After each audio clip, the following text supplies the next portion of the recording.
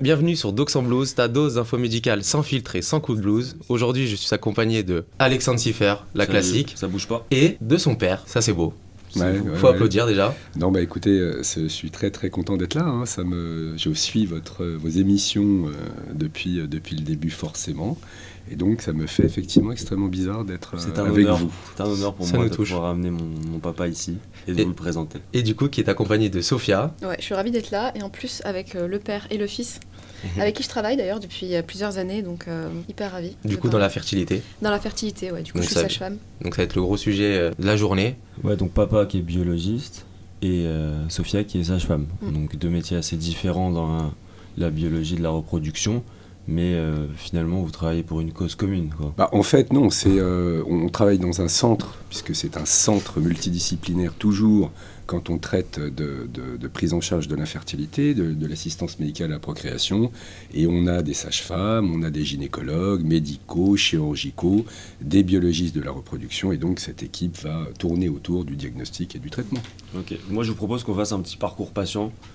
Imaginez que moi j'ai une copine, j'arrive pas à avoir des enfants depuis. J'ai des rapports sexuels, je veux avoir des enfants, j'ai des rapports sexuels non protégés. Au bout de combien de temps, sans qu'elle tombe enceinte, je dois m'alerter? Au bout de combien de temps je dois consulter? Alors en théorie, en fait, normalement on entend il faut essayer pendant 1 an. Alors la définition de l'infertilité, c'est 1 an de rapports sexuels non protégés et fréquents, c'est-à-dire 2 à 3 fois par semaine. Chose qu'on ne fait pas forcément tout le temps parce qu'on est ensemble depuis des années et qu'on n'a pas forcément 2 à 3 rapports sexuels par jour. Donc déjà cette définition, je trouve qu'elle est quand même assez particulière et des fois elle n'est pas adaptée à tout le monde, mais généralement c'est 1 an. 1 an avant 35 ans. Parce qu'après 35 ans, c'est 6 mois. Ok, ouais, parce C'est qu'il 6 faut mois aller plus d'essai. vite. Ouais, c'est ça. En fait, le but, c'est pas de se retrouver, par exemple, à 36 ans, à se dire on essaye 1 an, et à 37 ans, se Ouais. dire purée, elle a les trompes bouchées. Si on avait su ça 1 an plus tôt, on n'aurait pas perdu 1 an. Parce que entre 35 et 38, c'est là où en fait la fertilité baisse plus rapidement. Et du coup, le but, c'est juste de consulter pas trop tard. Alors, tu peux très bien essayer pendant 6 mois, tu fais les bilans, c'est normal, et te laisser 6 mois de plus, il n'y a pas de souci. Mais au moins, on n'aura pas perdu trop de temps. Donc, 1 an avant 35 ans, 6 mois après 35, et par contre, si tu as le moins de petits soucis, genre si tu sais que ton mec il a déjà eu un problème au niveau des testicules quand il était jeune, si toi tu as notion que tu as eu chlamydia et que peut-être que tes trompes sont abîmées, dans ce cas-là, il n'y a plus de temps qui compte. En fait, tu arrives, Ok. tu vas consulter direct, tu en parles à ton gynéco et tu dis voilà, j'ai eu ça, qu'est-ce que vous en pensez? Et lui il s'adapte au cas par cas. Merci pour ces explications claires. Et imaginons qu'ensuite ça fasse plus d'1 an. Qu'est-ce qui se passe? Qui je vais voir? Je tombe sur papa? Alors non, tu vas déjà en général. Alors il faut comprendre, en France en plus c'est assez particulier parce qu'il y a une espèce de licence, de surspécialisation et tous les gynécologues ne traitent pas des problèmes d'infertilité ou d'hypofertilité. Et c'est là où il faut faire attention justement, de s'adresser à des spécialistes d'emblée, parce que soit, si je reprends ton exemple, tu as ce souci de ça fait 1 an, etc. Alors effectivement, il va falloir consulter. La consultation sera d'abord un gynécologue spécialisé dans les traitements de l'infertilité. Oui, parce qu'il y a vraiment une surspécialisation. C'est-à-dire que pas n'importe quel gynécologue ou obstétricien ou gynécologue médical est spécialisé en fertilité. Et du coup, pour gagner du temps, il faut directement aller voir les spécialistes. Et j'avais une question en termes de chiffres dans tout ça. C'est-à-dire qu'il y a combien de personnes ou de couples qu'on considère du coup avec des troubles de la fertilité? Alors, en pourcentage voilà. ou en chiffres? Alors, je vais quand même juste rappeler 2-3 définitions, comme l'a dit Sophia tout à l'heure, sur ce qu'on appelle la natalité, la fécondité et l'infertilité. La natalité, c'est le nombre de naissances quand vous prenez 1000 femmes, indépendamment de leur période d'activité génitale active. Elles ne sont pas encore, elles ne sont pas forcément en âge de procréer. La fécondité, c'est encore du métrique, c'est le nombre d'enfants pour 1000 femmes qui sont en âge de procréer. Et la fertilité ou l'infertilité, c'est l'aptitude biologique à avoir un enfant. Ce qu'on traite, c'est pas la fécondité. On peut, dans les sociétés dans lesquelles on vit, choisir de ne pas faire des enfants délibérément. Nous, on traite une aptitude biologique quand on sait qu'elle a été, atteinte. Ça, c'est la première chose. Pour revenir sur les chiffres, on sait qu'il y a une baisse de la fertilité, que ce soit d'ailleurs chez les hommes ou chez les femmes, probablement liée à nos modes de vie. C'est endémique, c'est-à-dire qu'on avait pensé à un moment que c'était simplement les centres, les pays occidentalisés ou bien nord-américains, mais l'Afrique également est touchée par ces problèmes donc mondiaux d'infertilité qui progresse de façon très importante, de plus en plus rapide. Et pour le coup, c'est un sujet qui fait que le chiffre qu'on dit aujourd'hui de qui consulte et qui va avoir un traitement ne cesse d'augmenter. D'autant plus que l'âge de la première grossesse chez les femmes eh bien, augmente. On était à 23 ans dans les années 50, on est maintenant vers 32 ans. Donc, et pour faire un tout petit peu plus dans le concret de la réponse à t'apporter, c'est un couple sur 6 qui consulte pour des problèmes d'infertilité et un couple sur 10 qui va bénéficier de traitements associés à cette consultation. Après, Christophe, je trouve qu'il y a quand même beaucoup de couples qui consultent alors qu'ils ne sont pas vraiment infertiles. C'est-à-dire qu'il y a une méconnaissance aussi autour de la fertilité, de la période d'ovulation. Il y a beaucoup de pathologies, notamment le SOPK, qui sont mal diagnostiquées. L'OMS disait qu'actuellement, dans le monde, il y a 70% des femmes qui ont le SOPK qui ne sont pas diagnostiquées, l'endométriose. Et en fait, toutes ces pathologies font que si elles avaient été peut-être traitées plus tôt, on aurait évité des consultations. Il y a de plus en plus de consultations pour infertilité, c'est sûr, mais elles ne sont pas toujours liées à une réelle infertilité. T'es d'accord ? C'est vrai. C'est vrai, c'est vrai. Parce que du coup, c'est là actuellement, en tout cas, on va dire les 3 causes majoritaires d'infertilité, que ce soit du côté de l'homme ou du côté de la femme, c'est quoi en général ? Je dirais l'âge, déjà. Non. Alors, disons que quand on traite, on peut parler de l'âge parce que les ovocytes d'une femme, c'est ce que tu disais, Sophia, tout à l'heure, ont leur âge civil, c'est-à-dire qu'un ovocyte a l'âge civil d'une femme, et puisqu'on sait que ces ovocytes vont vieillir, on assiste, au-delà de l'histoire de la fertilité sur laquelle on ne peut pas faire grand-chose, c'est l'histoire avec l'âge. Une femme qui a 38 ans, à partir de 35 ans, on perd à peu près 15% par an de sa fertilité spontanée, de façon naturelle, j'allais dire. Hein. Donc il faut effectivement se dépêcher un peu parfois quand on atteint 35 ans, de peut-être pas laisser passer l'année. Mais il y a l'âge féminin qui participe à l'infertilité, mais sinon si on met l'âge de la femme à côté de nous, on est sur un tiers. Un tiers strictement féminin, un tiers strictement masculin, et un tiers où vous avez une infertilité mixte qui est médicalement constatée, mais avec encore une fois une notion de relativité. C'est vous savez, une femme qui a 2 grossesses extra-utérines avec 2 salpingectomies, on lui a retiré les 2 trompes, on sait que l'infertilité est absolue. Elle ne peut faire rien d'autre que de recourir à la FIV. Mais quand vous faites ces bilans diagnostiques, et c'est un peu pour cela que c'est un métier d'expertise, c'est que vous allez combiner des faisceaux d'arguments qui vous amènent à proposer tel ou tel traitement, et d'ailleurs pas toujours les mêmes d'un centre à l'autre. Donc c'est une médecine parfois relative, mais en tout cas elle est une médecine de spécialistes, et il faut vraiment consulter des spécialistes. Ok, je vais reprendre un peu la ligne directive. Donc moi je suis toujours ce couple-là, ça fait plus d'1 an. Je vais du coup avec ma femme... voir le gynécologue. Quels sont les examens de première intention qu'on va me faire passer à moi et ma femme ? Alors, déjà, pour toi, tu auras un spermogramme. C'est quoi ? Ça consiste en quoi ? Du coup, toi qui es biologiste. Spermogramme, c'est que tu vas recueillir dans un laboratoire ton sperme, dans des conditions particulières, qui va être analysé pour tous les paramètres qui font... Comment se passe cette... Alors, je crois qu'il a besoin d'un schéma. Non, mais c'est important d'en parler, quoi. Comment ça se passe ? C'est par masturbation la plupart du temps, parce qu'on y associe parfois des examens bactériologiques et que c'est compliqué d'avoir des rapports avec sa femme ou son... quand on fait ce prélèvement. On peut être amené à l'organiser aussi de façon particulière, mais il faut simplement le dire, quand on a des difficultés de prélèvement, il y a des ethnies qui ont du mal à se masturber par rapport à d'autres. Donc on leur propose d'emblée de les mettre à l'aise. Donc il y a une confidentialité au sein d'une espèce de salle de recueil, alors qu'on veut la plus intimiste possible, mais on ne va pas se mentir. Moi, je travaille à l'hôpital public, je dis souvent à mes patients, allez vous installer, on va peut-être contrôler votre spermogramme et soyez heureux parce que le monde entier nous envie l'érotisme de nos salles de recueil. C'est vraiment particulier. Franchement, ça fait pas envie. Donc, on recueille son sperme, on le donne aux laborantins qui vont l'analyser pour savoir s'il y a suffisamment de spermatozoïdes en quantité, et si leur qualité, leur mobilité, etc. est bonne. Si elle est bonne, on va juger qu'il n'y a pas évidemment immédiatement une cause masculine, un support masculin à l'infertilité du couple. Et si par contre il y a une anomalie, on la contrôlera, mais il y a différentes anomalies masculines de nombre, de qualité, etc. La plus fréquente, c'est pas la zoospermie? Non, la zoospermie, c'est 10% des hommes qui ont des indications masculines, mais dans 90% des cas, c'est juste une diminution en dessous des normes des paramètres spermatiques. Ok, donc nous, côté homme, c'est pas très compliqué. Ouais, et entre 2 et 7 jours maintenant, je crois. Il ne faut pas que ce soit les rapports... Oui, alors ça, c'est... vous savez, juste pour vous dire comment les normes ont été établies, ils ont pris quelques milliers d'hommes qui venaient d'avoir des enfants dans l'année qui précédait, et ils ont standardisé des abstinences, ce que tu dis, pour ne pas avoir moins ou pas assez de délai entre les analyses de sperme. Si vous venez d'avoir un rapport la veille, vous aurez une petite quantité un peu moins importante. Mais attention à l'abstinence, au contraire. Encore une fois, on n'aura jamais mieux fait que les rapports sexuels pour avoir des bébés. Donc, surtout ne pas parler d'abstinence, on s'en fout s'il a fait 1 jour ou 8 jours.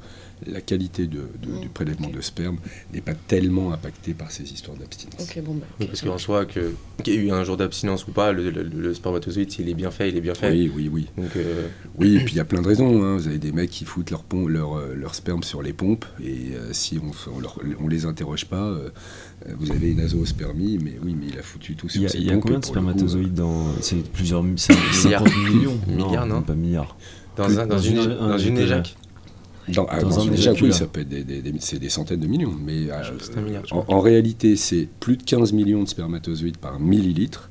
C'est énorme. Et le volume de sperme doit être au-delà de 1,5 millilitres. On a été un de ces 15 000, de ces millions. Tu te rends compte que tu as gagné la course? Tu as déjà gagné. C'est-à-dire que t'es né, t'as été fort, t'avais déjà tout tué. Bravo. Non, on croit que c'est le meilleur qui gagne, mais c'est faux. C'est quoi alors? Le meilleur, le plus rapide, celui qui essaie de se faufiler, c'est celui qui meurt le premier. Ouais, il va arriver sur l'ovocyte et parce qu'il arrive dans le mur. Non, pas du tout. En général, il va trop vite et pour le coup... Comme quoi aller trop vite dans la vie, ça sert à rien. C'est le dernier qui arrive, le beau gosse, qui... C'est pas toujours le dernier, je déconne, mais c'est pas le premier arrivé, premier servi. Non. Ok, stylé, je savais pas. Ouais, c'est rigolo. Je me doutais que le premier, en arrivant, de toute façon, même si, imaginons, il passe toute la glaire cervicale, etc., et qu'il arrive au niveau de l'ovocyte, et il y a toute la paroi autour avant de commencer à mais ça, on s'imagine, il y a beaucoup de vidéos où il y a plein de spermatozoïdes autour et d'un coup, il va s'ouvrir pour juste celui-là. Ouais, c'est ça. Ça se passe comme ça? Ouais, ça. Moi, ce qui est bien, c'est qu'ils sont passés sur leur physique. Il arrive pas avec un bouquet de fleurs, quand même. J'entends du Barry White, parce que je vois la vidéo dont tu parles. Mais il faut pas se mentir, un spermatozoïde, c'est une tête et une queue, et j'ai envie de dire que... Et du coup, c'est pas un joli... C'est la vérité. Il y a encore une fois... Maintenant, la femme, quels examens complémentaires on va faire à la femme? Alors, pour la femme, c'est un bilan sanguin. Donc, tu as un bilan hormonal pour voir comment fonctionne le cycle, mais tu recherches aussi d'autres choses, par exemple un problème de thyroïde, parce qu'il faut quand même se dire que quand la femme a fait ses examens, elle est infertile. Donc, du coup, on essaie de trouver une cause à son infertilité. Et donc tu regardes la thyroïde, tu regardes la prolactine, tu regardes, bref, toutes les hormones qui permettent de voir comment fonctionnent les ovaires. Quoi. Ouais, c'est ça. Ensuite, tu fais un examen des trompes. Parce que le but, c'est de voir aussi si c'est pas... non, alors ça, c'est la radio des trompes. Tu as 2 possibilités pour l'examen des trompes. Soit tu injectes un produit de contraste. Hystérosalpingographie. Hystérosalpingographie, ouais. Waouh, j'étais chaud. C'est ton fils? Bah la génétique ne ment pas. Ouais, carrément. Ouais, en fait, utérus, salpingo, les trompes, et graphie, imagerie. Et en fait, tu injectes un produit et tu as le radiologue qui fait plusieurs clichés. Et le but, c'est de voir que le produit se diffuse et qu'il sort des trompes. Et ça veut dire que les trompes, du coup, sont pas forcément bouchées. Ça fait mal, cet examen, non? Il paraît, ouais. En fait, je peux pas dire que ça fait mal parce qu'il y a quand même des femmes qui n'ont pas mal. Mais ça peut générer des contractions utérines qui peuvent être très douloureuses. Quand la trompe, elle est bouchée, du coup, le liquide peut s'accumuler, ça peut faire mal. Il y a quand même des femmes, pour rassurer les femmes, quand même, qui ont pas mal. Mais beaucoup nous disent que c'était désagréable ou douloureux. Il y a un autre examen qui s'appelle l'hyphosie. C'est hyper intéressant. Tu mets un produit, un peu de la mousse dans l'utérus qui va migrer dans les trompes. Ça fait pas mal du tout. Je connaissais pas celui-là. Ouais, c'est l'hyphosie. Ouais, il faut avoir du coup le diplôme et donc il n'y a pas énormément de professionnels de santé qui l'ont. Mais à Paris, par exemple, il y en a beaucoup. Et le seul truc, c'est que tu dois payer le produit, c'est 80 €. C'est juste ça le facteur limitant, mais mis à part ça... Ça marche bien et ça fait pas mal. Ouais. C'est dans les recos 2024? Je sais pas si c'est dans les recos. Ouais, c'est dans les recos, je crois. Si. Non, je te charrie. Non, mais en vrai, c'est dans les dernières recos, là. Alors, en fait, la recommandation dans la prise en charge de l'infertilité pour le bilan de la femme, c'est de faire un bilan ovarien, parce qu'il faut des ovules. C'est de faire un bilan de perméabilité tubaire et l'hyphosie a son niveau de preuve et peut être remplacé ou se substituer à l'hystérosalpingographie. Mais ce qui est demandé, c'est d'avoir un examen de la perméabilité tubaire. Ouais. Et ensuite, évidemment, la cavité utérine qui est et après, tu as une écho. Tu as une échographie. Une écho, elle sert à quoi en plus? L'échographie, elle permet de compter les follicules. Okay. Donc déjà, et de savoir comment c'est un reflet de la réserve ovarienne, ça et la prise de sang. Ça permet également de voir où sont positionnés les ovaires. Parce que si jamais on envisage de faire par exemple une FIV, donc fécondation in vitro, il faut avoir une ponction et il faut aussi voir à l'avance si la ponction sera simple, etc. On va redétailler toutes les techniques juste après. Du coup, on voit la position des ovaires et si on peut, on cherche on voit s'il n'y a pas d'endométriose aussi qui peut être une cause d'infertilité. Et on fait une écho 3D pour voir la forme de la cavité utérine, voir s'il n'y a pas des malformations. Des fois, il y a des utérus qui sont unicornes, qui sont cloisonnés, bicornes, et qui peuvent générer eux aussi de l'infertilité. Donc du coup, on a un examen de la cavité, un examen des trompes et un bilan hormonal. Ok, globalement, c'est ça. Et je voulais parler d'une autre chose qui, je pense, peut alerter certaines femmes. Je sais qu'il existe certains cas de ménopause précoce. À quel moment il faut s'interpeller, à quel moment il faut se dire quels sont les symptômes de cette ménopause précoce? Est-ce qu'une femme à 28 ans, 27 ans peut... quelles sont ses options, quoi? Alors en fait, ça c'est... On dit souvent ménopause précoce, mais en fait, là je pense que tu veux dire insuffisance ovarienne précoce. Yes, ouais, parce que quand tu as une ménopause précoce, c'est qu'il n'y a déjà plus rien. Plus de règles depuis 2 ans, ça ne fonctionne plus. Et donc en fait, souvent, c'est ce qui les alarme, c'est la période entre. Et quand tu as une insuffisance ovarienne précoce, tu as plusieurs critères. Tu as 4 mois sans règles, une réserve ovarienne très basse, et des taux hormonaux de FSH, c'est-à-dire l'énergie que le cerveau doit produire pour que ça fonctionne, très haute. Ah mais tu vois, là, ce qui me dérange un petit peu, c'est que moi, je connais beaucoup de filles qui prennent de la pilule en continu et qui n'ont pas de règles. Ouais. Comment elles font pour s'interpeller? Elles ne peuvent pas savoir, il faut qu'elles arrêtent la pilule. Et parce que le problème, c'est que la pilule, elle baisse artificiellement tout ce qu'on voit. Donc en fait, c'est pas possible d'interpréter. Donc forcément, quand tu es sous pilule, tu auras une réserve qui sera basse, mais elle est basse parce qu'il y a la pilule. Donc ce qu'il faut, c'est que tu l'arrêtes pendant 3 mois. Et le plus important, c'est l'observation des cycles. En fait, c'est la chose la plus importante chez une femme, parce que la régularité des cycles et la durée du cycle dit énormément sur sa fertilité. Énormément. Parce qu'une femme qui a une insuffisance ovarienne, elle a soit pas de règles pendant plusieurs mois, soit au début des cycles qui se raccourcissent. Et très souvent, quand on voit les patientes et on demande comment ça s'est passé avant, elles me disent mais en fait ça fait 4 ans que mes cycles se raccourcissent. Si on m'avait dit, peut-être que je serais consultée plus tôt, tu vois. Donc c'est pour ça que c'est important aussi d'avoir un regard. Pilule, on peut pas savoir quoi. Non, tu peux pas. Et attention, les règles que tu as sous pilule, c'est pas des vraies règles. Ouais, c'est. Parce que souvent les patientes nous disent, c'est ça, elles nous disent non mais moi tout va bien, j'ai des règles régulières sous pilule. En fait non, ça masque ce qui se passe, tu peux pas savoir. Ok, donc peut-être un arrêt de la pilule serait conseillé de temps en temps, non, ou en tout cas faire un petit point ou avant de prendre la pilule, en tout cas savoir où on en est. Ok. Tu vois. Donc consultation chez le gynéco. Ouais. Et donc par rapport à tout ça, du coup, les femmes, ce qui les rend infertiles en général, c'est quoi la grosse cause en général? Les grosses causes, c'est des causes tubaires. Donc du coup, un problème de trompe. La chlamydia, faut en parler à mort en cause d'infertilité. La chlamydia, c'est l'IST la plus fréquente en incidence et en prévalence. Chez les hommes, je sais qu'ils, si je dis pas de bêtises, c'est souvent asymptomatique, il n'y a pas forcément trop d'effets secondaires. Mais chez les femmes, c'est une catastrophe. Chez la femme aussi. C'est ça le problème. Mais ça crée des salpingites. Mais par contre, ça crée qu'il n'y a pas chez l'homme. Pelvienne avec des adhérences et des trompes qui se bougent par cicatrisation inflammatoire. Mais oui, non, la chlamydia, et donc qui est une IST, font qu'il faut faire attention quand on est une jeune femme. On va faire un petit rappel du coup sur les préventions de l'IST. C'est juste pour porter des préservatifs et se faire dépister assez souvent. Essayer de pas trop changer de partenaire. Non, je sais pas si c'est un conseil que je peux donner. Mais... De quoi, pardon D'essayer de pas trop changer de partenaire. Non, chacun fait ce qu'il veut, mais tant qu'il est, fait attention, tant qu'il est protégé. Après, infection à chlamydia ne veut pas forcément dire trompe abîmée et infertilité, mais c'est vrai que nous, quand on reçoit des patientes qui ont un problème de trompe et qu'on fait le test, la majorité d'entre elles ont eu chlamydia, tu vois, mais avoir chlamydia ne veut pas dire, mais quand même il y a un lien fort. Parce que pour faire comprendre un peu schématiquement, on est d'accord, donc on a l'utérus qui est la cavité centrale, après dans lequel c'est relié à 2 trompes qui sont reliées aux ovaires. Donc en fait quand on a une chlamydia, donc qui est une infection sexuellement transmissible, il va y avoir toute une inflammation qui va se faire, notamment au niveau des trompes, qui vont venir tout simplement fermer la trompe. Fermer ou alors schématique. Ou alors l'abîmer. Et le problème quand tu l'abîmes, c'est que tu as un risque de grossesse extra-utérine. Parce que là encore, tu as l'ovule qui est expulsé par l'ovaire. Ensuite, l'ovule, il va aller rejoindre la trompe, où normalement, il y a déjà un spermatozoïde qui est présent. Donc l'embryon commence à se former dans la trompe, et ensuite, il doit venir migrer vers l'utérus. Et le problème, c'est que quand la trompe, elle est abîmée ou serrée à un moment donné, ben, en fait l'embryon reste coincé, il grossit, et du coup ça peut faire une grossesse extra-utérine. C'est ça, en fait, c'est un épithélium Pavimenteux. cilié. Non, je savais que c'était pas Voilà. pavimenté là. Et donc, ces mouvements de cils Ensemble. qui vont Ouais. faire selon les gradients d'ailleurs en fonction du cycle, des gradients qui montent vers le pavillon pour aller chercher le spermatozoïde, l'œuf, et puis ou faire descendre l'embryon dans l'utérus, font que, effectivement, si tu as une infection qui va abîmer cette capacité ciliaire de la trompe, tu auras une difficulté à ce que ces embryons Faire migrent migrer. vers l'utérus, et donc s'implanteront notamment dans la trompe pour faire les grossesses intratubéraires.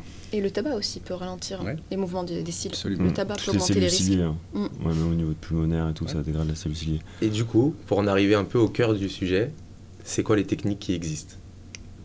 Qu'est-ce qu'on fait quand on est infertile? Alors, je vais laisser Sophia parler peut-être des stimulations ovariennes, parce que... Ouais, on va faire du plus soft au plus poussé. D'accord. Alors, je vais juste dire qu'il y a quand même aussi une histoire, parce que j'ai le privilège de l'âge aujourd'hui T'es l'ancien, à t'es cette l'ancien. table, hein, l'ancien, Le daron et l'ancien. le daron, Le daron, voilà. le daron. Au départ, les premières FIV, on ne savait pas stimuler l'ovulation, donc on devait, parce qu'il faut connaître l'histoire, que ce soit les biologistes ou les chirurgiens, dater l'ovulation de la femme, qui dure quelques heures, pour aller chercher sous chirurgie célioscopique, donc par des trocars, l'ovocyte que l'on piquait, et un seul, celui qui était en cours d'ovulation. On le donnait au laboratoire pour faire de la fécondation in vitro, mais sans stimulation ovarienne. Ensuite, la stimulation ovarienne est arrivée, on a su faire super ovuler des femmes pour faire des fécondations in vitro, et donc là, ça a été une augmentation des chances de résultats, et les méthodes d'insémination de ces ovocytes quand on fait de la fécondation in vitro sont de deux types, qu'on détaillera après. Mais la stimulation ovarienne, pour répondre à ta question, et je vais laisser Sophia peut-être la raconter, est la première ligne de traitement quand on peut se la permettre et qu'elle s'indique. Donc, je te laisse peut-être parler des stims. En fait, quand tu regardes les définitions les techniques de PMA, normalement, c'est toutes les techniques qui touchent soit l'ovocyte, soit au spermatozoïde. Du coup, la stimulation, tu peux pas dire que c'est une technique de PMA à proprement parler, mais ça fait partie de la prise en charge de l'infertilité parce que tu as énormément de femmes qui, notamment, ovulent pas très bien, ou comme le SOPK d'ailleurs, qui peut créer des dysovulations, ou des problèmes de thyroïde, des problèmes de prolactine. Et du coup, c'est ce qu'on fait généralement en premier. Et j'avoue que ça fait un peu peur, les techniques de PMA, tu sais, pour les couples. Souvent, on trouve que c'est très médicalisé, donc ils préfèrent souvent passer par des techniques de stimulation pour essayer d'optimiser le cycle, savoir exactement quand est-ce qu'on ovule, parfois essayer de faire grossir 2 follicules pour avoir 2 ovules, augmenter les chances de grossesse. Donc la stimulation, alors déjà quand tu as un SOPK, par exemple, donc syndrome des ovaires polykystiques, où la patiente, elle ovule pas ou elle ovule très mal. Du coup, on leur donne des comprimés, ce qu'on appelle d'inducteurs de l'ovulation. On leur donne un comprimé par jour pendant 5 jours. C'est censé booster les ovaires et faire en sorte qu'il y en a un follicule qui ovule, parce que souvent le corps n'arrive pas à le faire naturellement. Et ensuite, on laisse la nature faire, c'est-à-dire qu'on essaye de la mettre dans les mêmes conditions que les autres, pour lui redonner les mêmes chances. Elle ne va pas avoir plus de chances que les autres, mais au moins, elle sera sur un même pied d'égalité. Ensuite, ce qu'on peut faire également, c'est faire des petites injections. Donc en gros, elle pince au niveau du ventre, elles font des injections d'hormones et ça permet de faire grossir. C'est l'hyperstimulation, ça ou pas Ça, du c'est la tout stimulation ovarienne. Ouais. Et donc en fait, ça permet de faire grossir 1 ou 2 follicules. Après, on ne peut pas la laisser comme ça dans la nature. On essaye de surveiller par des échos et des prises de sang. Et dès qu'on estime que le follicule il est beau, il est prêt, que l'utérus il est prêt, on provoque l'ovulation et on les laisse avoir des rapports sexuels pour, là encore, avoir... Alors ça, c'est important de le dire, à 25 ans, on a 25% de chances de grossesse. Ouais. Quand tout se passe bien, quand tout est nickel des deux côtés, ouais. à 25 ans. Ouais, c'est pas du Pas 100%. grand-chose. Hein. Et ça, c'est important de le dire parce qu'à la fois, ça veut dire que c'est normal de mettre du temps. Et c'est là que, tu vois, nous aussi, tout à l'heure, tu disais, au bout de combien de temps on est censé aller consulter. C'est difficile pour nous parce qu'il faut qu'on trouve le juste milieu entre... Il faut quand même qu'on les laisse faire, c'est normal que ça mette un peu de temps. L'espèce humaine, c'est pas l'espèce qui est la plus fertile. Mais en même temps, il ne faut pas intervenir trop tard. Et tu vois, c'est pour ça que l'importance de s'adapter à chaque couple, en fait. Parce que chacun a son histoire. Et puis, si un couple est stressé, on va pas lui dire « attends un an et reviens ». Il est stressé, tu sais très bien que le stress, quelque part, ça peut jouer, donc tu feras des examens tôt. Moi, j'avais juste pour revenir à la stimulation, je me souviens d'un syndrome assez rare, mais qui existe quand même, le syndrome de l'hyperstimulation ovarienne. Donc, c'est des femmes qui doivent rester sous surveillance quand même, parce qu'il peut y avoir Alors, un risque. Ça consiste en quoi en fait? Alors, il n'est pas si rare que ça, et c'est... Tu sais, ça, ces petites stimulations ovariennes, clomide, ce que je te dis, c'est juste c'est stimulation douce. Hein. Ouais. C'est juste pour essayer d'améliorer le cycle naturel. Par contre, quand tu dois passer en technique de FIV, on va en parler tout à l'heure, mais ou alors pour conserver tes ovocytes, là, tu injectes des hormones de manière beaucoup plus importante. Le but, c'est que tous les follicules qu'il y a dans tes ovaires grossissent, et pas un seul. Et donc, du coup, quand tu fais grossir tes follicules, chacun va produire des hormones. C'est le bazooka. Ouais. Et ouais, en fait, c'est normal d'hyperstimuler, c'est notre but, sauf que nous, on a une hyperstimulation qui est contrôlée. Et le problème, c'est que parfois, le corps, il fait un peu ce qu'il veut, et parfois, on perd un peu le contrôle. Et là, ça a deux conséquences. On peut se retrouver avec de l'eau autour des ovaires, de l'utérus, ce qu'on appelle un épanchement, qui peut être très gênant, qui peut, même si on le laisse s'aggraver, appuyer au niveau du thorax, ça crée des problèmes, mais on contrôle quand même généralement les choses. Et en parallèle, ça augmente le risque de phlébite et donc d'embolie pulmonaire. Donc du coup, quand ça se produit, effectivement, les femmes sont en surveillance, elles sont sous anticoagulants, on fait des échos, les choses se résorbent assez, mais du coup, c'est quand tu fais une stimulation forte. Et il y a des profils aussi qui sont plus sujets à ça. Les femmes très minces ou les patientes qui ont un syndrome des ovaires polykystiques. Je me souviens de ça aussi. Parce que du coup, elles ont plus de follicules. Donc forcément, plus de follicules, plus de risques. Ça remontait à longtemps la gynéco pour moi. On sent que tu l'avais pas bien bossé. Ah si, pourtant j'aimais bien. Hein. Je me rappelle, c'était il était rose mon bouquin là. Ok, top. Donc pour faire très simple, en fait, la première étape c'est juste de stimuler une ovulation qui si tu veux un peu galérer un petit peu, et après faire une fécondation qui est naturelle. Mais ça dépend de la cause, parce que tu vois par exemple si la femme elle a les deux trompes bouchées. Oui, c'est mort. Tu peux pas. Non. Oui. Donc là on va passer au next step. Exactement. C'est ou pour si ça. le sperme est anormal. Ou si le sperme est anormal. Il faut que tu aies suffisamment de spermatozoïdes pour pouvoir prétendre avoir une grossesse par ces rapports ciblés sur l'ovulation. Sur 50 millions, tu peux nous entendre. Eh oui, mais celui qui en a que 1000. Après, ça c'est toujours lui demander. Alors, après, il en faut qu'un. Hein. Ouais. Mais encore une fois, c'est des histoires de recoupement de faisceaux d'arguments. Un type qui a un sperme anormal, au départ, encore une fois l'histoire, on ne savait pas faire toutes ces techniques de fécondation in vitro. Donc ce qu'on faisait des types qui avaient des spermes anormaux, pour revenir sur la qualité du sperme, on pouvait leur dire rien d'autre que de les suivre dans le temps. On va vous donner un peu de machin, un peu de ceci, un peu de cela. Et puis on les suivait dans le temps et on regardait le taux de cumulé de grossesse sur le temps qui passait. Ce qu'on sait des hommes qui ont un sperme qui est inférieur à la norme, c'est qu'ils mettent parfois seulement plus de temps pour obtenir une grossesse, mais qu'au bout d'un certain temps, la probabilité de l'événement grossesse est en faveur de la médicalisation d'obtention de la grossesse plutôt que d'attendre une grossesse naturelle qui risque de ne jamais arriver, sachant que l'âge de la femme, évidemment, est un facteur prépondérant dans la rapidité de la prise en charge. Mais je rebondis à ce que tu dis, en fait, hyper important aussi de parler de l'infertilité de l'homme. Parce que tu vois, je vais te raconter une anecdote. J'ai une patiente qui est venue me consulter. Elle a consulté à 36 ans, professionnelle de santé, et elle avait des petits troubles de l'ovulation. Et donc, on s'est focalisé sur elle. On lui a dit, OK, on va faire du clomide, des stimulations simples pour que tu ovules, etc. Et en fait, ils ont fait ça pendant 3 ans. Donc, attends, elle avait, je crois qu'elle avait 37 ans quand elle a commencé. Et donc, pendant 3 ans, et moi, elle vient me voir à 40 ans. Et pas une seule fois, on a fait un spermogramme. Et en fait, son compagnon était azoo, donc en fait, il avait 0 spermatozoïde lorsqu'il éjaculait. Et cette femme, en fait, du coup, à 40 ans, entre 37 et 40, il y a un gap. Et du coup, c'est trop dommage parce que souvent, on se focalise.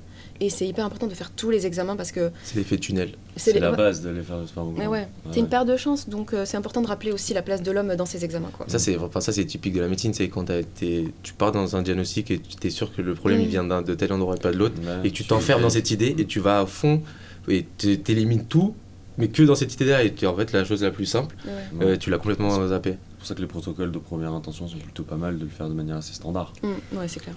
Et puis, il faut se méfier aussi sur la découpe du champ du possible en fonction du médecin que tu as. Parce que les centres de fécondation in vitro dans lesquels on travaille, nous, ont la ventilation de toute l'offre de soins.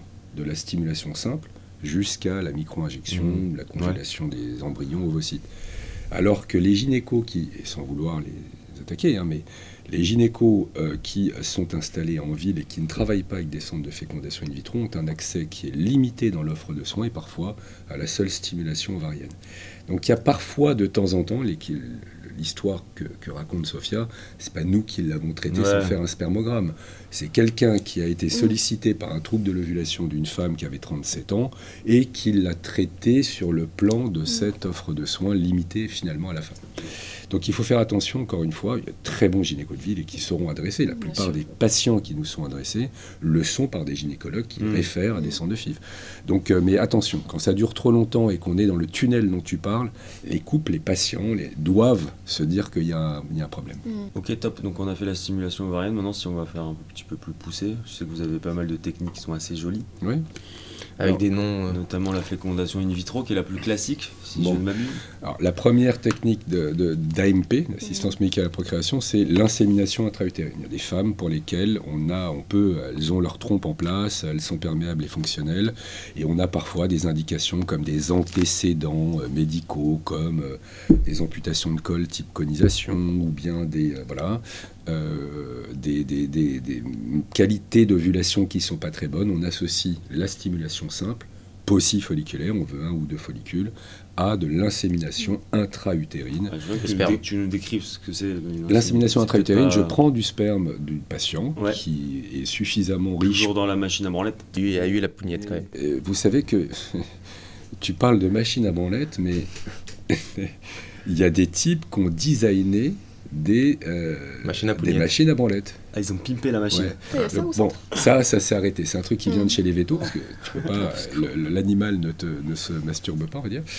Et donc ils l'ont effectivement... Parce que je crois que les vétos, ils le faisaient à la main. Moi, j'avais cru voir des photos, ils étaient avec un sac plastique à 30... Ils ont fait un bide. Ils ont fait un bide énorme. C'est peut-être pour ça, du coup, ils sont repassés aux méthodes manuelles. Donc, ça reste, voilà. Et donc, le sperme est collecté, le laboratoire le traite pour... concentré avec les meilleurs spermatozoïdes, et la femme en position gynécologique, quand son ovulation a été bien synchronisée avec le recueil du sperme, se voit en position gynécologique et bien inséminée par l'intermédiaire, enfin par le passage du col cervical. Oui, c'est un petit cathéter. J'appelle pas ça petit, perso. Non, c'est un petit cathéter qui fait à peu près, je sais pas, 15 cm à peu près. Voilà. Mais on a besoin de sortir du vagin pour pouvoir passer l'hystéro. Enfin, je veux dire, on a besoin d'une distance. C'est comme les aiguilles de... Enfin, je veux dire, et vous rentrez directement par le col, en fait. On rentre par le col avec un spéculum et alors, des infections, etc. Efficace ou pas cette technique? C'est pas la plus efficace, mais elle a un mérite, c'est qu'elle est répétable. Donc on peut la répéter tous les mois, et quand on s'adresse au taux cumulé de grossesse des inséminations intra-utérines et qu'on veut les comparer à un cycle de FIV, finalement la répétition des actes fait qu'une FIV égale quelques inséminations, 4 ou 5. Okay. Donc il ne faut pas dénigrer cette insémination. Alors bizarrement, il y a encore une fois des pratiques qui sont très très variables d'un pays à l'autre. La France fait 30% des inséminations de l'Europe. Ah ouais. Il y a des pays qui ne font pas d'insémination, et la France en fait beaucoup parce que, et je pense que l'explication est encore une fois... Parce que papa il est encore il est en place. Non, c'est pas ça. Non, moi je suis pas forcément pro-insémination, tout le monde, Sophia vous le dira, mais pour le coup c'est encore une fois cette logique de la répartition de l'offre de soins qui permet à certains gynécologues de garder l'acte d'insémination pour lui-même, et d'avoir à référer derrière s'il veut faire de la FIV. Il ne va pas passer d'emblée à la FIV. Bien ou pas, c'est comme ça, c'est l'organisation des soins qui est différente dans les autres pays. J'ai même des retours de patientes qui me disent elles sont contentes de passer un INSEM avant parce qu'elles ont l'impression que, tu sais, après la FIV, il n'y a plus rien. Oui, donc en fait, elles se laissent une étape avant d'arriver à la dernière étape. C'est ça. Ouais. Donc, mais même la stimulation simple, qui n'est pas dans le champ de l'AMP puisqu'on n'a pas manipulé de gamètes, mais tout le monde préfère le bébé dans le plumard. Enfin, je veux dire, personne n'aime venir se pougner dans la salle de recueil, ou bien, voilà, autant on les laisse tranquilles, autant ils sont contents. Maintenant, effectivement, l'insémination intra-utérine est parfois, en tout cas, est une première technique d'assistance médicale à la procréation qui a quelques indications. En gros, les trompes sont perméables, la femme ovule pas bien et où elle a des antécédents qui le permettent. Je pense pas le sperme est un peu sur tout ce qui est indication. Indication, on s'en fout. Indication, on s'en fout. Technique. Donc maintenant, on est passé. Donc ça, c'est une insémination. Vous comprenez bien que pour revenir sur le sujet de la stimulation, il faut mieux stimuler très prudemment parce que c'est là où vous avez un vrai risque de grossesse multiple. Oui.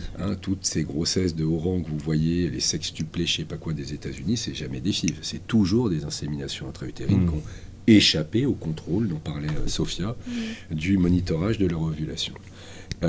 Par contre, après, quand ou les inséminations ne s'indiquent pas, ou bien lorsque on est en échec d'insémination et qu'on passe une espèce de surenchère thérapeutique vers les autres techniques, là, pour le coup, on va faire de la fécondation in vitro, c'est-à-dire qu'on va prendre les ovules par une chirurgie que Sophia vous expliquera, pour les mettre et les donner au laboratoire et les mettre en insémination, en contact avec les spermatozoïdes, de deux façons les plus courantes sont la première, indication féminine, le sperme a fait la preuve de sa fécondance parce que le type a déjà des enfants ou bien parce que le sperme est normal. On va, dans des milieux de culture calibrés, mettre une partie de ces spermatozoïdes au contact de l'œuf et, j'allais dire, le spermatozoïde le plus beau, le plus fort, celui qui va faire le taf. C'est la FIV bio. On ne touche pas, on n'a pas... la FIV bio. Voilà. Encore, bravo, c'est de la FIV, c'est de la fécondation in vitro sans assistance de la fécondation. C'est de la fécondation durable un peu. C'est de la fécondation bio parce que l'inconscient collectif, c'est de se dire que c'est sûrement le plus beau, il n'y a pas d'aléa, c'est pas quelqu'un qui a choisi celui-là plutôt qu'un autre et qui aurait pu se tromper. Okay. On a le sentiment que le plus beau est le plus fécondant. Et l'ICSI, donc la micro-injection, qui est une technique qui, elle, est née en 1992 en Belgique, où vous allez... Bon, ICSI, c'est pour excusez-moi mon anglais. Ah non, mais très bien.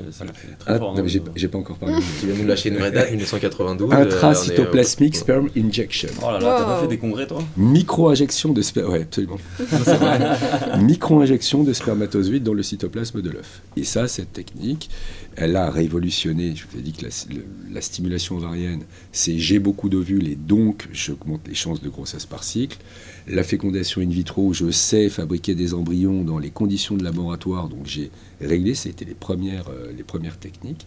Et puis ensuite, cette micro-injection, c'est qu'est-ce qu'on faisait des hommes qui n'avaient pas assez de spermatozoïdes pour faire cette FIV bio dont on parlait, durable ou je sais pas quoi. Et donc eux, ils étaient réputés stériles. Stérile, c'est je n'ai pas d'enfant parce que ma semence, c'est pas j'ai 0 spermatozoïde, j'en ai pas assez pour que la fécondation in vitro fonctionne. Ça, c'était une définition de stérilité aussi. Et les techniques et les innovations technologiques de l'AMP ont fait que on a reculé le champ de la stérilité aujourd'hui à vraiment 0 spermatozoïde, que ce soit dans les éjaculats ou dans le prélèvement chirurgical au sein des testicules, qu'on sait aussi... j'allais dire opérer pour aller chercher des spermatozoïdes. Et d'une façon ou d'une autre, cette micro-injection cherche par différentes sources possibles de spermatozoïdes à injecter un spermatozoïde par ovule et donc rejoindre la technique de fécondation in vitro quand il y en a assez, féconder un ovule et donner des embryons qui soient viables. Moi, j'ai vu cette technique, j'ai vu papa. J'avais vu des images. Tu vois ces petits bâtons qui rentrent dans l'œuf, et en fait, ça se déforme, et hop, ça se copie dessus. Donc là, on est d'accord, il suffit schématiquement d'un seul spermatozoïde pour pouvoir faire une fécondation. Bien sûr. Bon, les gars, voilà, vous allez y arriver. Un spermatozoïde sur 52 millions, quand même. Il y a quelque chose.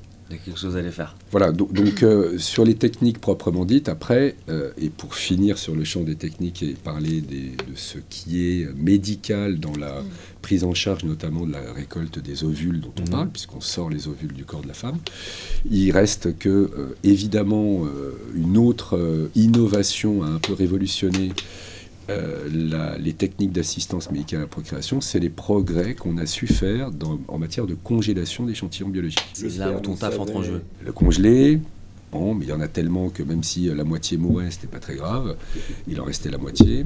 Par contre, l'ovule et l'embryon, on a longtemps su, on n'a pas su longtemps, je veux dire, les congeler. Donc on avait une espèce de logique à transférer tout ce qu'on avait sans avoir à congeler des embryons, et on mettait beaucoup d'embryons parce qu'on savait que quand on congelait le matériel, les embryons surnuméraires, on allait les perdre.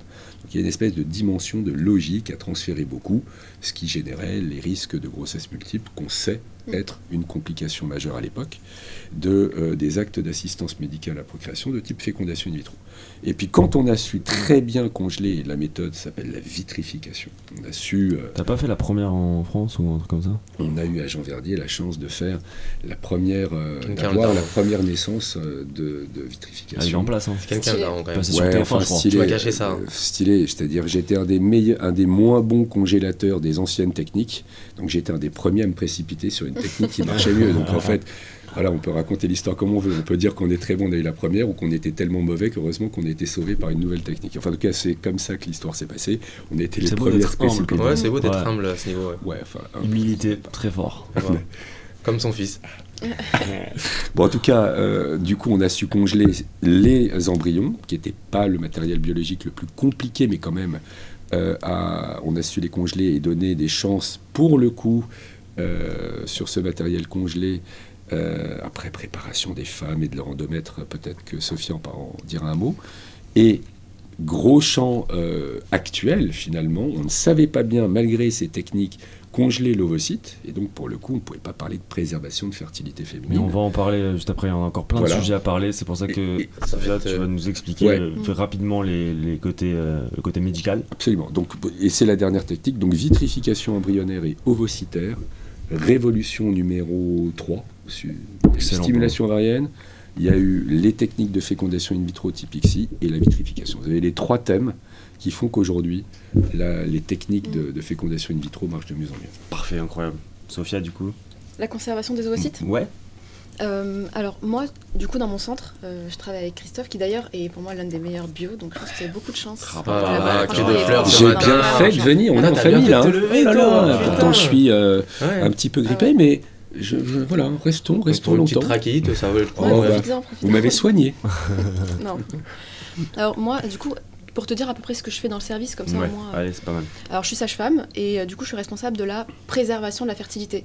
Parce que dans un centre de PMA, tu as la médecine de la reproduction, la biologie de la reproduction. Donc la médecine, c'est tous les gynécos, les endocrinos, etc. Il y a les infirmières, il y a les aides-soignantes, tous ceux qui gèrent la stimulation, prennent en charge les patientes. Et ensuite, hop, une fois qu'on a récupéré les ovocytes, les spermatozoïdes, la biologie de la reproduction, ceux qui fabriquent les embryons, qui congèlent, etc.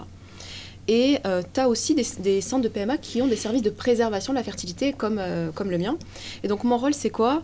Par exemple, on m'envoie un mail, on me dit, voilà, il y a une patiente on vient de diagnostiquer un cancer chez une patiente. Elle doit démarrer la chimiothérapie dans 1 semaine. En fait, tu dois l'avoir en urgence demain pour voir où elle en est en termes de sa fertilité, lui proposer une technique pour préserver sa fertilité, parce que peut-être qu'après la chimio, ça sera plus compliqué. Et donc moi, mon rôle, c'est de la rencontrer, de voir, en tout cas d'avoir son dossier médical, de voir où elle en est dans sa fertilité, et ensuite de lui proposer la meilleure technique pour que plus tard, lorsqu'elle revienne, on puisse l'aider si jamais elle a des difficultés, bien sûr, parce que les études, quand même, sont en fonction des types de chimio, etc., sont quand même assez rassurantes. Parfois, elles peuvent tomber enceintes spontanément, mais en tout cas, si elles ont des soucis, le but, c'est quand elle revient, puisse avoir les meilleures chances de grossesse. Et donc, il existe 3 techniques. La plus connue, celle qu'on maîtrise le mieux, c'est l'autoconservation des ovocytes matures. C'est-à-dire que c'est exactement la même chose que pour une FIV. Tu stimules à forte dose, tu récupères un maximum d'ovocytes, tu congèles pour plus tard. Excellent. Donc ça, c'est l'autoconservation des ovocytes matures. Et parfois, lorsqu'on ne peut pas, parce que c'est dans l'urgence, parce qu'elles n'ont pas le droit d'être stimulées, on a 2 autres techniques qui sont la MIV, c'est la maturation in vitro. En gros, ce qu'on fait, c'est que la patiente, elle vient, elle a des follicules dans ses ovaires, comme tout le monde, plus ou moins, ça dépend des femmes. Et ces follicules, ils font entre 2 et 7 mm. Okay. Et le but, c'est d'aller récupérer l'ovule à l'intérieur qui est immature, qui en l'état n'est pas congelable, de le donner au labo, qui font un peu de la magie, pendant 48 heures. Encore une fois, t'es encore magicien là dans l'histoire là on a une baguette magique, quoi. Enfin, non, c'est juste une technique qui effectivement est très adaptée à des cas particuliers. Des cas particuliers. Donc ça, c'est la MIV. Et ensuite, au bout de 48 heures, c'est maturé au laboratoire et on les congèle pour plus tard. Alors en termes de qualité, on n'est pas comme quand chez la patiente a été stimulée pendant 14 jours, on va pas se leurrer. Mais quant à ça versus 0%, en vrai, c'est quand même mieux. C'est toujours ça. Ou alors, en fonction des cas, on congèle carrément son ovaire ou la moitié d'un ovaire, ça nécessite une chirurgie. On congèle l'ovaire global. C'est ce qu'on appelle le prélèvement de cortex ovarien. Donc normalement, on enlève une partie de l'ovaire qu'on congèle. Il est coupé en tranches, hop. Et ensuite, un jour, si vraiment elle est ménopausée, elle a 0 chance de grossesse, ce qu'on fait, c'est qu'on lui regreffe. On le remet à sa place. Il a été coupé, tu m'as dit. Ouais, en fait, on l'enlève. Les biologistes, du coup, le coupent en tranches pour être mieux congelé. Okay. Et plus tard, on décongèle ces fragments et on les repose sur l'ovaire. C'est-à-dire que l'ovaire, qui est à peu près une boule, hein, vous la coupez en lames? Non, on coupe un morceau de l'ovaire et ce morceau sera coupé en lames après. Ah, mais donc il y a un morceau qui est C'est intact genre en soi, un non? trocard, quoi. Ben, en fait, dans C'est ça, je cette capte pas. technique dans cette histoire de champ de l'oncofertilité, de la chimiothérapie et de ses effets castrants chez une femme, on n'est pas toujours dans des niveaux de certitude de l'effet castrant des traitements. Donc on ne va pas prendre tout l'ovaire ou tous les ovaires, on va en laisser en place et sécuriser potentiellement, parce que la susceptibilité individuelle est différente d'une femme à l'autre. Donc on va jouer deux tableaux. Celui de peut-être qu'elle aura la chance de ne pas avoir été castrée par la chimiothérapie, et si jamais ça avait été le cas, d'en avoir quand même au labo. Voilà. Donc ça, c'est les 3 techniques. Après, voilà, ça reste de l'oncofertilité, c'est aussi des cas particuliers de cancer. Je vois aussi beaucoup De femmes. de femmes Maintenant, qui ont... maintenant, à quel âge si je veux faire... Est-ce que c'est possible déjà de congeler ces ovocytes? Tu as la conservation médicale et sociétale, du coup, qui est autorisée depuis 2021. Et donc, pour revenir à la médicale, oui, tu as les cancers, mais tu as aussi beaucoup de patientes qui ont de l'endométriose. Beaucoup de patientes qui ont des kystes dans les ovaires qui doivent se faire opérer. Et donc, en gros, toutes les pathologies ou tous les gestes qui peuvent abîmer leur fertilité, ben, nous, on est censé les voir rapidement pour essayer de voir comment on peut essayer de les aider pour que plus tard, elles puissent avoir plus de chances d'avoir des bébés. Et depuis 2021, vu qu'on s'est quand même... On s'est rendu compte, non, on le savait depuis longtemps, mais en fait, la cause principale d'infertilité, quand même, c'est l'âge. Dans notre société, aujourd'hui, on fait des enfants de plus en plus tard. C'est une réalité. Et puis je pense pas qu'on va repartir en arrière et qu'on va faire des enfants de plus en plus tôt. Parce que... Regarde-le, là, 30 ans bientôt, et voilà. Toujours pas d'enfants. Toujours chez les darons. Toujours chez les darons. Moi, je suis parti chez mes parents il y a 1 an, et on a pourtant 30 balais, quoi. Donc, non, mais c'est normal. Enfin, à un moment donné, on est jeune plus longtemps. Et on a envie aussi de profiter de la vie. Et puis un enfant, ça a un coût. Bref, on connaît toutes ces raisons-là. Et donc, ça va pas forcément en s'arrangeant. Et du coup, ce qu'il faut faire, c'est congeler ses ovocytes. Parce que c'est la seule chose, on fige en fait. Elle est congèle à 35 ans. C'est comme si ça bloque un peu le temps. C'est pas une garantie, ça c'est sûr et certain. Mais au moins, ça permet de se laisser plus de chance. Est-ce que congeler à 21 ans comme ça, je peux dire? Non. Justement, c'est ma question. Est-ce que, par exemple, une fille de 25 ans qui sait qu'elle veut pas d'enfant pendant 10 ans et qui n'a pas d'antécédents ni rien, peut arriver et dire, voilà, je veux qu'on congèle les... Non. Pas en France. Mais elle peut le faire ailleurs, mais pas en France. Alors pourquoi il y a une logique quand même en France? En France, ils ont décidé de pouvoir le faire entre 29 et l'anniversaire des 37 ans. Et j'insiste parce que c'est la ponction qui doit avoir lieu avant les 37 ans. Et vu qu'il y a parfois 1 an et demi, 2 ans d'attente, il faut qu'elles viennent s'inscrire avant 35 ans. C'est l'idéal, quoi, pour qu'elles puissent avoir plusieurs cycles de stimulation. Alors pourquoi 29 et pas 25? Parce que j'ai des patientes qui me posent beaucoup de questions, notamment moi sur les réseaux sociaux, tu sais, j'ai un compte, et en fait elles me disent mais pourquoi, en fait, si 25% c'est le pic de la fertilité, pourquoi ne pas le faire maintenant? Parce qu'entre 25 et 29, ça baisse tellement peu la qualité des ovocytes, et vu que l'âge du premier enfant il est entre 29 et 30 ans, on se dit en fait le faire à 25 et 29 c'est quasiment la même chose, donc autant lui laisser possibilité d'avoir un enfant toute seule et de pas avoir à faire des stimulations, des ponctions qui comportent des risques. Et effectivement, si à 29, elle n'a pas forcément de projet bébé, etc., là oui, c'est vrai que tu nous fais rappeler quelque chose, c'est qu'au final, des fois, on a l'impression que c'est le domaine de la médecine de manière globale, que les techniques, elles sont tellement bien maîtrisées qu'il n'y a pas de risque. Alors qu'en réalité, comme pour tout, quand on fait quelque chose, ça implique des fois le bon côté de la chose, mais ça peut en impliquer des mauvais. Et donc, de toujours vouloir surmédicaliser tout ce qu'on fait, c'est pas forcément des fois ce qu'il y a de mieux à faire. Et puis on souhaite personne à avoir recours à une PMA. Donc vraiment, on essaye de toujours maximiser. Alors, on leur dit oui, le mieux c'est d'avoir des enfants tôt. Après, on fait comme on peut. Et tu vois, si la patiente, par exemple, il y a des patientes qui sont en couple, qui ont un projet dans 6 mois, et elle me dit je veux congeler maintenant parce qu'aujourd'hui c'est mieux que dans 6 mois. Ça revient assez fréquemment. Et du coup, on les rassure dans le fait de, alors peut-être, et encore on ne sait pas, on pense très certainement, mais la stimulation a des risques, la ponction a des risques. On ne sait pas finalement. Imagine qu'à la décongélation, on ne retrouve pas d'ovocytes, c'est rare, mais on n'a jamais une garantie. Et donc, il faut toujours mesurer la balance bénéfice-risque. Toujours. Ce sujet-là est vraiment très très important et il faut être... c'est encore une histoire de sémantique parce qu'on parle de préservation de fertilité et ce terme est impropre. On préserve un potentiel de fertilité à un instant T d'une femme qui se présente à toi. Une femme de 37 ans n'a pas la même fertilité qu'une femme de 29. Donc il faut justement qu'elle surtout ne pense pas que parce qu'elles ont congelé des ovocytes, ces ovocytes-là lui permettent de voir l'avenir comme si elle était sûre d'avoir un enfant avec les ovocytes congelés. Très important. Ouais, ils seront moins pires ils seront de meilleure qualité que si elle avait 42 ans. Mais ça reste quand même des ovocytes d'une femme de 37 ans. En fait, on connaît, ah ouais, ça c'est important, on connaît jamais la qualité d'un ovocyte qu'on congèle. Mais imaginons une femme, elle arrive, elle se congèle ses ovocytes, elle peut se dire à 59 ans, j'ai envie d'avoir un enfant. Non. 45 ans, date anniversaire en France. Ah, voilà, quand même. Réutilisation des embryons, d'ailleurs, ou des ovocytes congelés. Ok, avant de passer sur des sujets un petit peu plus à débat, moi j'aimerais juste revenir sur une pathologie qui touche énormément de femmes, qui est sous-diagnostiquée, c'est l'endométriose. J'ai plein de copines qui ont ça, qui en souffrent, mais ça fait un mal de chien. Au niveau de la fertilité, cette maladie, elle est... Ouais, on dit, mais vraiment, je mets entre guillemets parce que c'est difficile de donner des pourcentages dans une pathologie qui n'est pas encore bien diagnostiquée. Donc en fait, on ne connaît même pas vraiment, tu vois, l'incidence de cette maladie dans la population. On sait qu'il y a des femmes qui n'ont pas du tout mal et qui ont beaucoup d'endométriose. Hein. C'est-à-dire que nous, on se focus... C'est quoi l'endométriose? L'endométriose, c'est, tu vois, dans ton utérus, tu as 3 parties, notamment la muqueuse qui est au centre, qui se gonfle avec les hormones et qui disparaît pendant tes règles. Eh bien, les cellules de l'endomètre, elles peuvent migrer et se retrouver ailleurs. Sauf qu'elles vont garder le même job, c'est-à-dire que pendant le cycle hormonal, elles vont gonfler, se vasculariser et elles vont saigner. Et c'est pas tant le saignement qui crée des douleurs, mais c'est que c'est des cellules qui ne sont pas à leur place. Elles sont reconnues par le corps comme des cellules qui ne sont pas à leur place, et le corps va essayer de se défendre, les attaquer, et il y a un processus inflammatoire qui crée de la douleur. En fait, c'est un peu comme si ton corps, il attaquait ton propre corps, et ça crée de la douleur. Et ça, c'est important parce que tu vois, l'inflammation, elle est aussi liée à comment tu te sens, le stress, ce que tu manges, une nourriture pro-inflammatoire. Donc avec ton hygiène de vie, tu aggraves même la perception de la douleur. Et donc ça crée de l'inflammation au niveau de ta partie du corps qui s'appelle le pelvis. Donc ça peut toucher tous les organes? Ça peut, ouais. Alors essentiellement le pelvis, mais il y a des femmes qui en ont même au niveau parfois du poumon. Ouais, j'ai déjà vu. Ouais. Plus rarement, bon, ça c'est vraiment des cas très rares. Comment elle est arrivée là, mais par péritoine, quoi. Bah oui. Ouais. Ok, donc sacrée maladie, et au niveau de la fertilité, on dit que 30% des femmes peuvent avoir une infertilité liée à l'endométriose.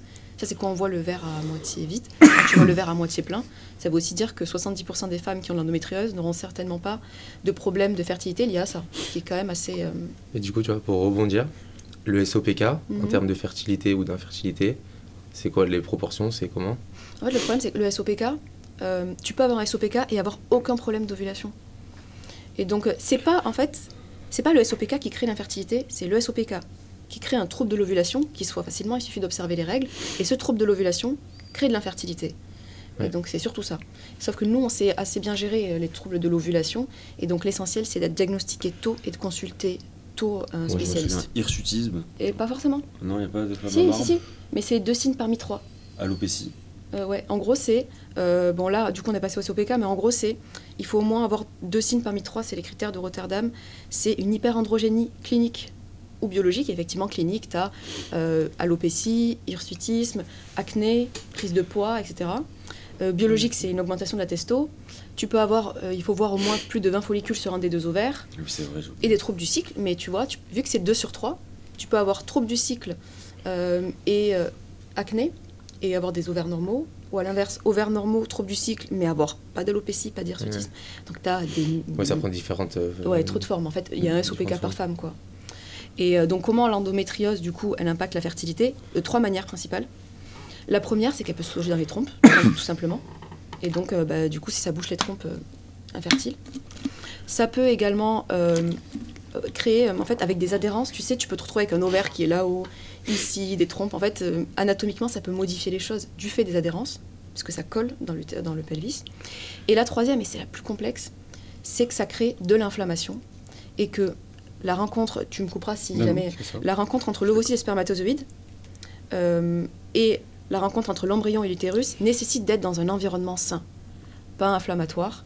Et donc le problème, c'est que, tu vois, quand tu as de l'inflammation, c'est comme si l'ovocyte et le spermatozoïde devaient communiquer, mais en fait, il y a tellement du brouhaha autour qu'ils ont du mal à se rencontrer. Ah, ils se voient. Ah, c'est ça. Et c'est pour ça, d'ailleurs, que quand une patiente elle a une infertilité et qu'elle a de l'endométriose, souvent, la FIV, ça aide énormément parce qu'on se dit, finalement, elle a entre guillemets rien d'autre que de l'endométriose. Peut-être que c'est l'ovocyte et le spermatozoïde qui se voient pas et ils vont se voir. Et du coup, au laboratoire, pour le coup, ça, Christophe, il va les faire... Disons qu'effectivement, quand une femme ovule, elle ovule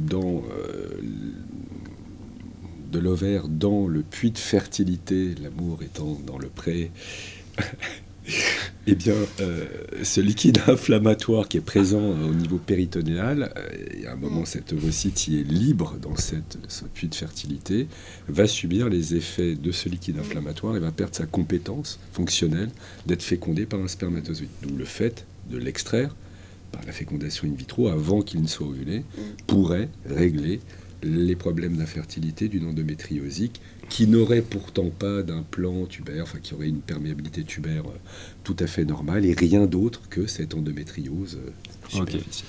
On va pas épiloguer son temps sur l'endométriose, c'était juste une petite courte parenthèse. Moi j'avais deux sujets dont je voulais parler. Vite fait, on parle du diagnostic préimplantatoire. Alors le diagnostic préimplantatoire, très vite, c'est je prends des cellules d'un embryon qui a été fabriqué par fécondation in vitro et je le teste avant de l'implanter sur son caractère normal, formule chromosomique normale, ou bien anormal, je l'écarte.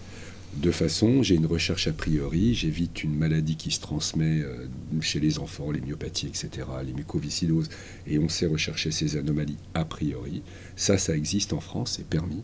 Et puis dans d'autres pays, on peut justement, pour éviter d'avoir à transférer par les effets de l'âge plusieurs embryons par effet levier, il y en a beaucoup qui sont aneuploïdes, donc j'en mets plusieurs et statistiquement j'aurai plus de grossesse, c'est de sélectionner ces embryons-là par ce DPI, et là pour le coup ça devient une recherche sans a priori, ça s'appelle le DPI pour recherche d'aneuploïdie. Interdit en France, il y a eu une étude à laquelle on a participé à Jean Verdier. David, ouais, qui a été piloté par Cochin, qui a été arrêté par, je ne sais pas si on peut le dire sur les réseaux, mais par je pense que c'est important de le un dire. procès, alors on va le dire, je pense qu'on peut le dire, un procès d'intention a été fait sur la recherche autour de l'embryon, qui est interdite en France si la finalité serait de transférer l'embryon soumis à cette recherche. C'est de l'eugénisme. On a fait... Non, alors, c'est différent parce qu'il n'y a pas d'eugénisme à choisir un embryon qui est sain. Ça ne prétend pas qu'il est... L'eugénisme serait de sélectionner, comme ça se fait aux États-Unis, ou de présenter comme possible, non seulement de transférer un embryon euploïde, donc qui a 50% de chance de donner un bébé, mais qui en plus serait choisi pour des copies de gènes qui seraient reliées au QI. Et ça devient de l'eugénisme. Je fais naître un embryon, via un embryon que je teste, des enfants qui sont supposés avoir un QI plus important. C'est aujourd'hui du marketing américain, ça existe. Voilà.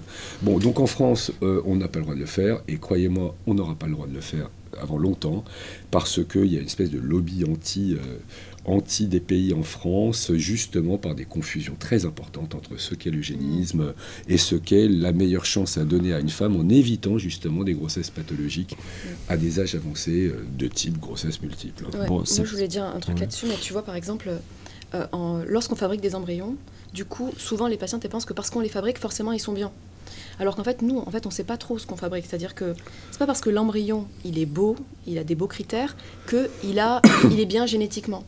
Et à 35 ans, tu vois, quand tu fabriques 10 embryons, tu en as 5 qui auront un problème. Qui sont soit une trisomie 18, soit une trisomie 21, soit des gros problèmes génétiques.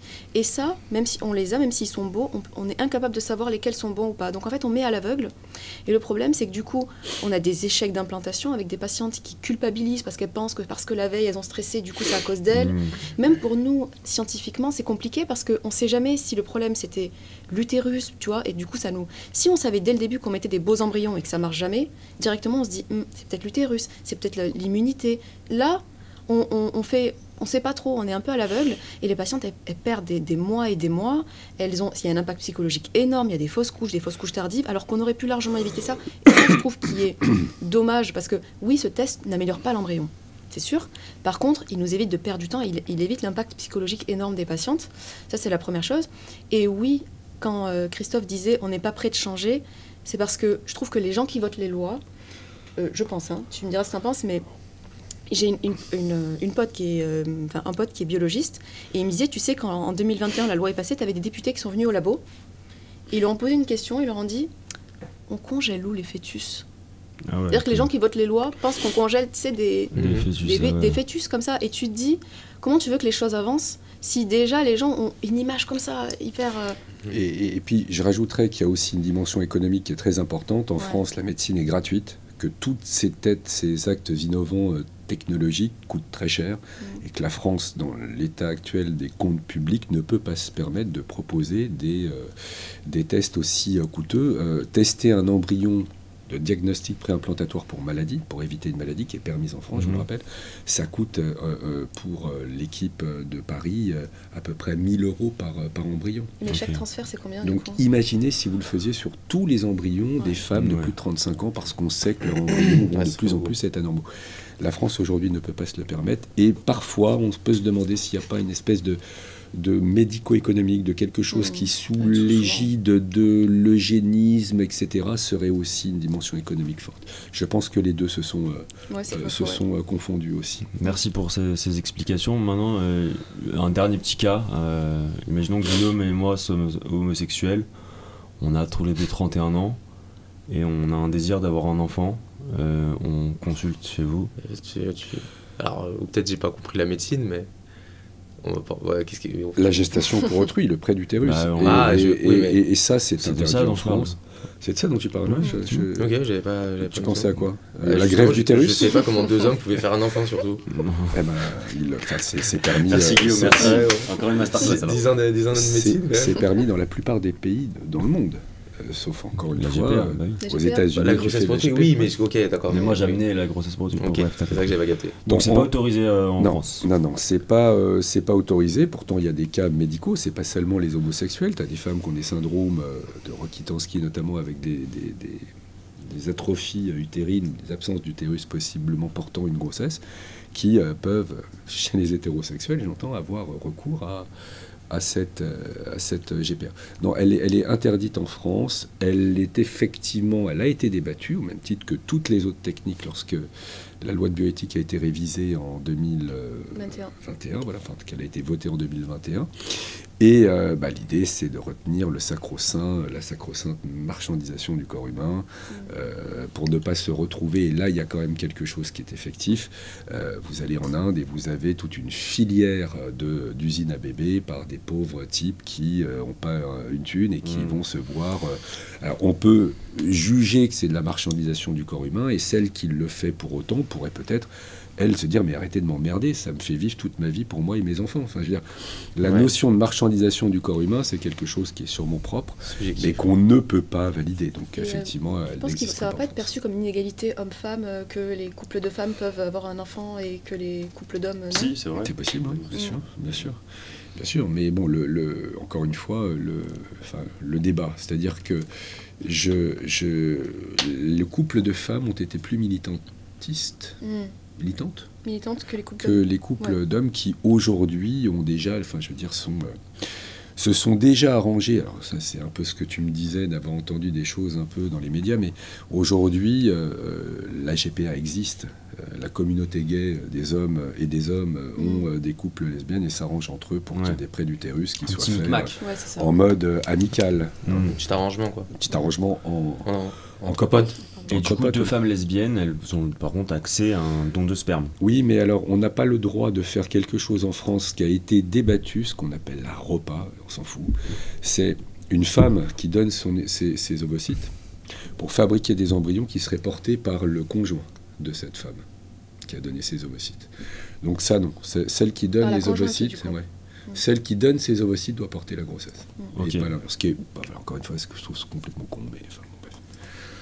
Et moi, petite question, c'est peut-être un peu bête, mais quand on choisit un don de sperme, est-ce qu'on peut juste savoir... je ne sais pas c'est qui, normalement. Alors, le programme de don en France, il est... anonyme. Alors, il est plus anonyme.